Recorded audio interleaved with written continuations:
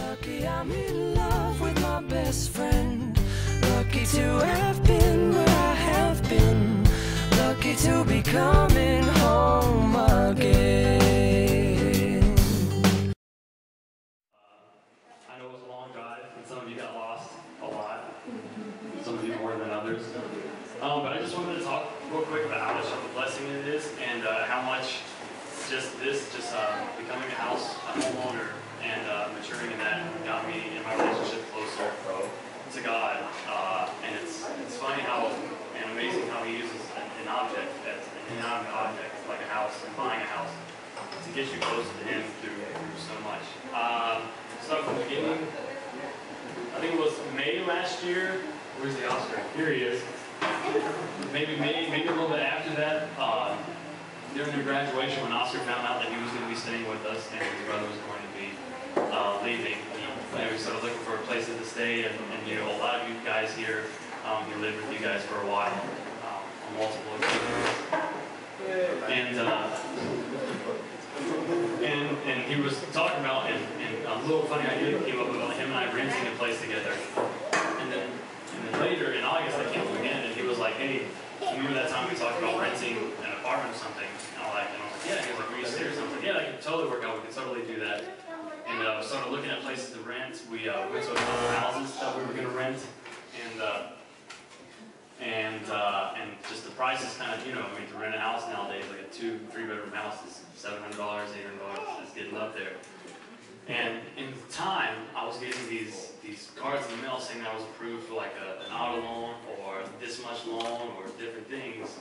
And then I got a thing about a mortgage in my bank, and just this idea came into my head, which later I found out this idea, of course, came from the Almighty, that, hey, you know, there's a possibility you could own a house right now instead of paying rent, that you could actually invest in something for your future and your kids and family and everything. So I started looking into it, and I submitted an application to my bank, and then a couple days later I got an email saying I was pre-approved to buy a house, a lot more than I thought I was going to be pre-approved for, even pre-approved at all. And so I was like, oh my goodness. And I immediately prayed, and I was like, God, is this you telling me that you want me to own a house? And so I prayed about it for a week, and then I waited and I told Oscar, and so then now we had this idea that we wanted to go, and I was going to buy a house. And he was going to tag along for only Lord knows how long. And so I started looking, and I was just kind of talking to people. I had no idea what to do at all. Of course, I've never owned a house before, never bought a house or done anything. And I was talking that day with my dad, and somebody, it turns out that he went to police academy with a real estate agent. His name's Joe. Unfortunately, he can't be here tonight, but he's a really, really great guy.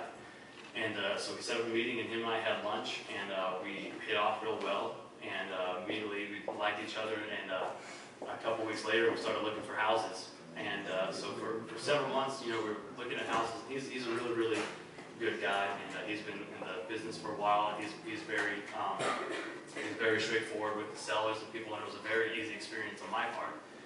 And we actually found a house that we liked, and we put in the order from it. And then fortunately, a few days later, like, we thought we had the house because we had met the people that owned it and everything, and we were really excited about it. And I remember Vanessa even like met the house owners too, and we were really hitting it off. And then it turned out like the whole time they had sold the house already, and they were just, you know, they were talking to us. And so we were really, I was like, oh man, I was like, oh, I thought this was gonna be the house.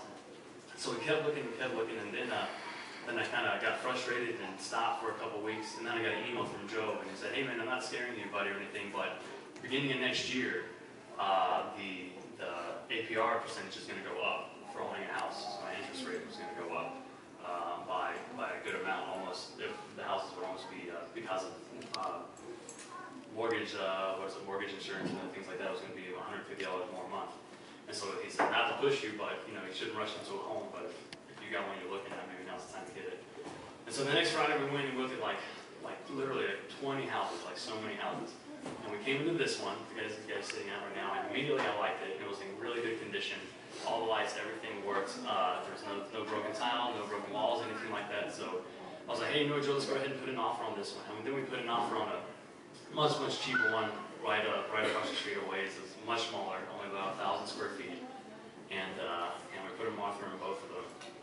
prayed about it, and Vanessa and I prayed about it, and often I just prayed about it with everybody that I could.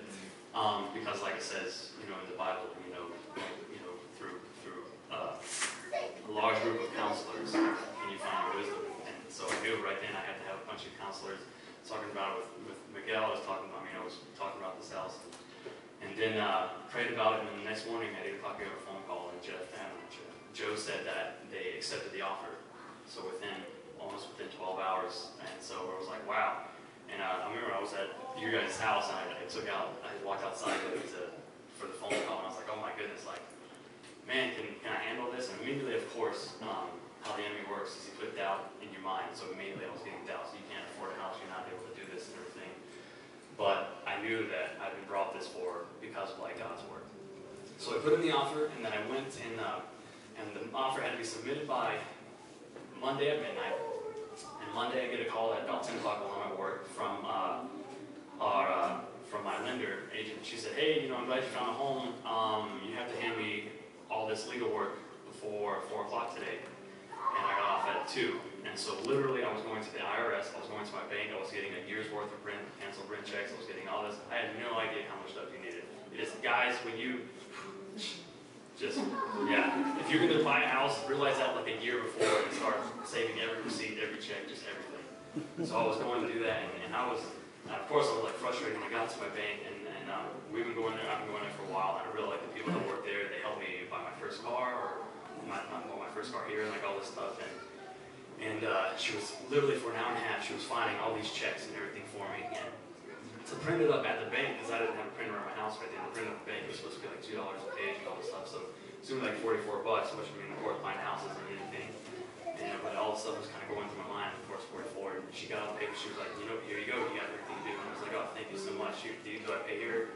And she looked at me, and you can tell when someone's being assertive, even if they're not a believer, how God's working through it. She looked at me, and she says, no, you know what, don't worry about it. Go get your home. So I was like, oh my goodness.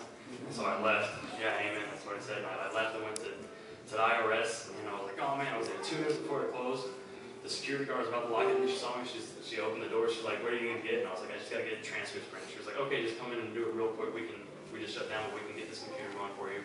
Printed it out, handed it to me. I was in the IRS building for like 3 minutes, and that's never going to happen again. Took off, went, drove to Glendale, where my lender agent was, and sat down with her and signed a mountain, what I thought at that time was a mountain of paperwork. Of course, by the time we closed, that stack gets nice and fat. And was signing all sorts of signatures and all this stuff. And of course, she's doing a really good job explaining. And in my head, I'm like, oh, dude, you have no idea what's going on. And I didn't have any idea what was going on. I was trying to pay attention as much as I could and make sure there's nothing in between the lines. But I'm sure 3 or 4 years down the road, I'll find out what was in between the lines when I'm further in debt. And we submitted the offer and everything, and stuff was getting written up, and we went through. So the closing date was supposed to be like the 23rd of December, and we just went 4 weeks without hearing from anybody.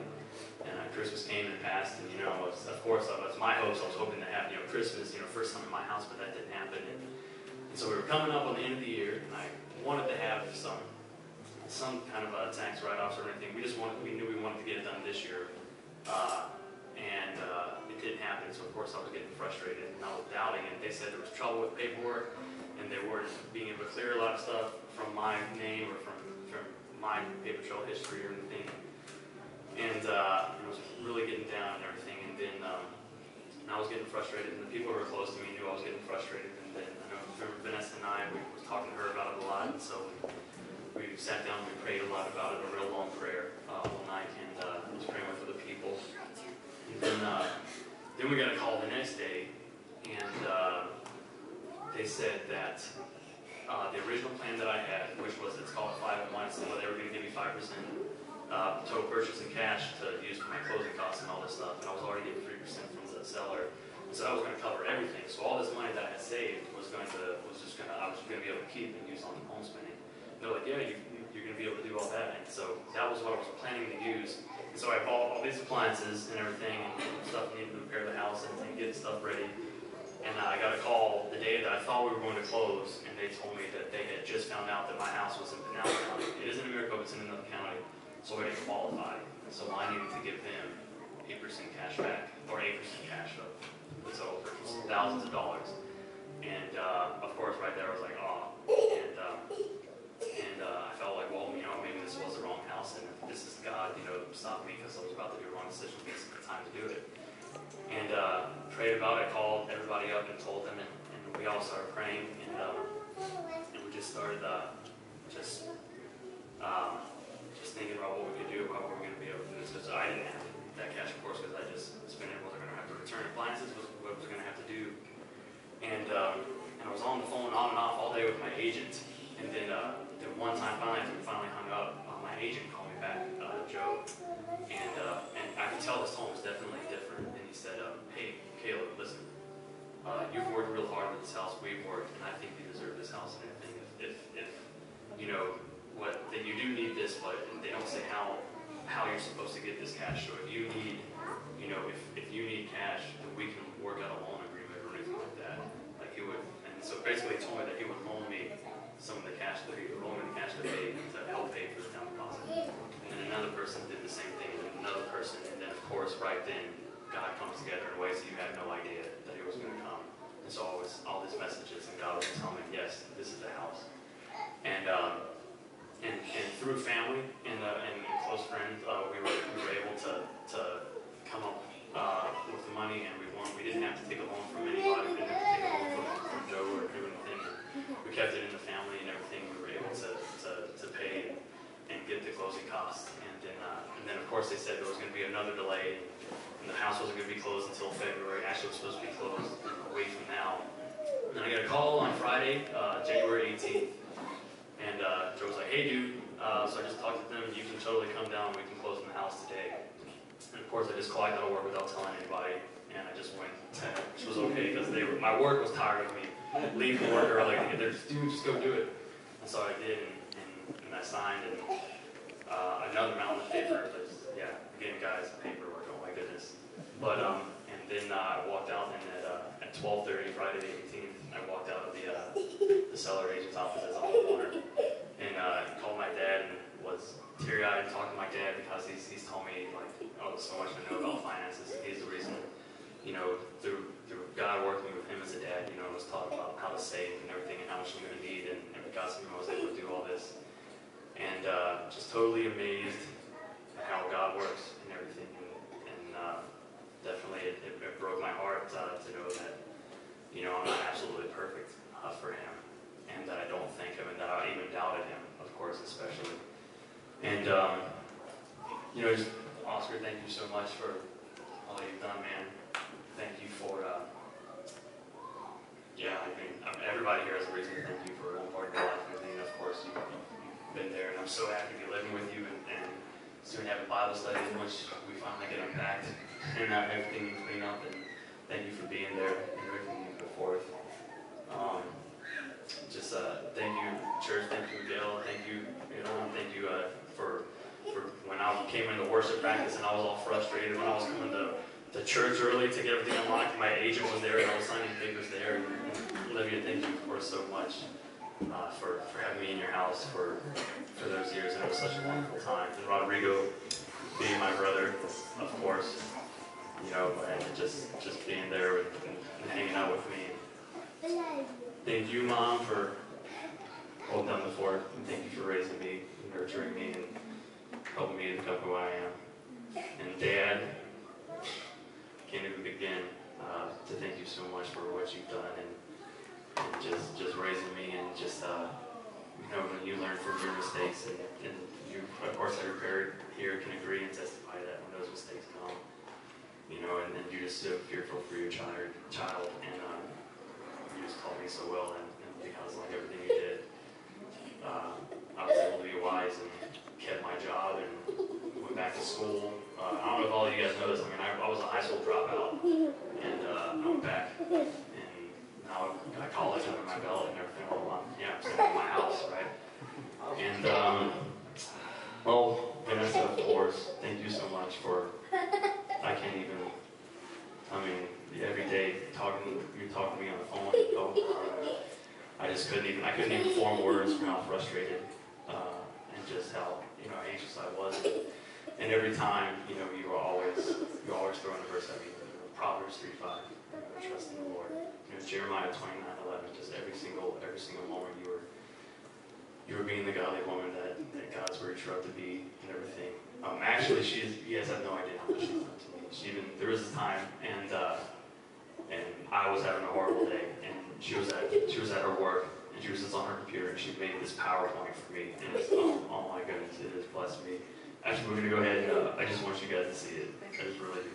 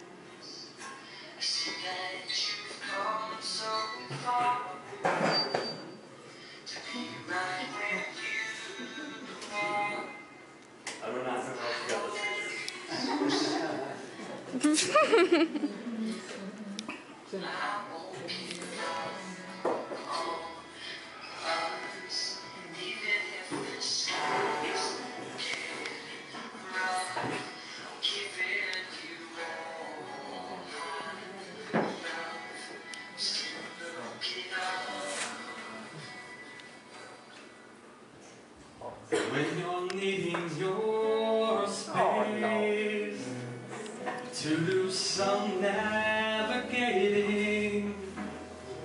I'll be here patiently waiting to see what you find.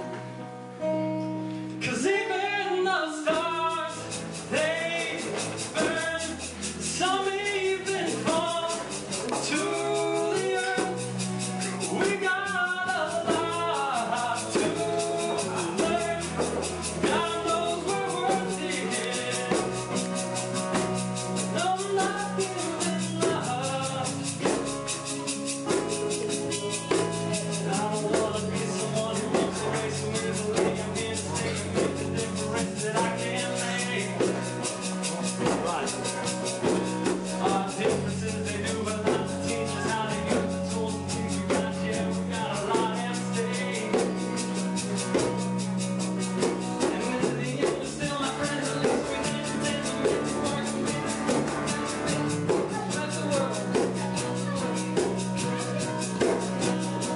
I have to learn. I have to know what I've got. Who I am.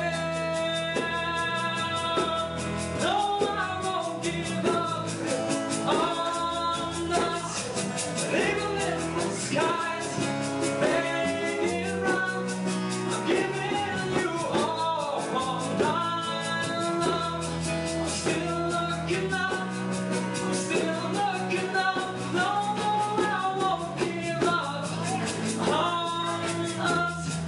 God knows with Him we're strong enough. We got a lot to learn. God knows we're worth it.